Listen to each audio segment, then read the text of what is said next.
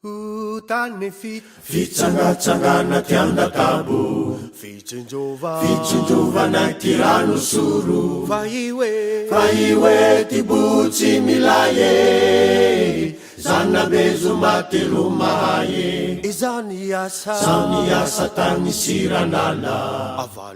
valovola tsy nanjay karama andao tsika olilay babo lavidavitsagny toleara kakakira mosa zao malaza rozakira gôly tsy anjaza aniko rasegnany tolearo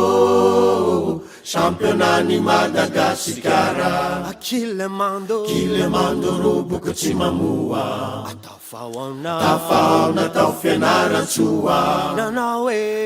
laboly tamy manakaro kanjo zavadoza no nitranga rehefa maty zao lay bitera tsy ze zany faravaly tera zoera nantenay ny tolearo Elegos Madagasikara Inyakira lato mengetinge Numero 10 somaside Rehefa miakatsa milay boine Rozy miaraka misipanine Zao la matsa zao la tsy ay volagny Tsatsiny tamatese ambelagny Fa iwe ty laoka soa bibe La mitsuroroke ty ranonive Zao la matsa zao la tsy ay volagny Tsatsiny tamatese ambelagny Fa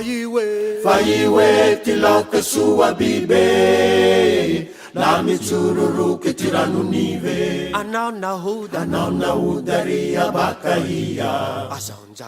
Zaonjarahy baka betania Avolamena kuzaurang'andio Ty faray avao no mampalia Katany fitsangatsangana tiandakabo Fitsinjovanay ty rano soro Fa iwe ty botsy milaye Zanabezo maty loma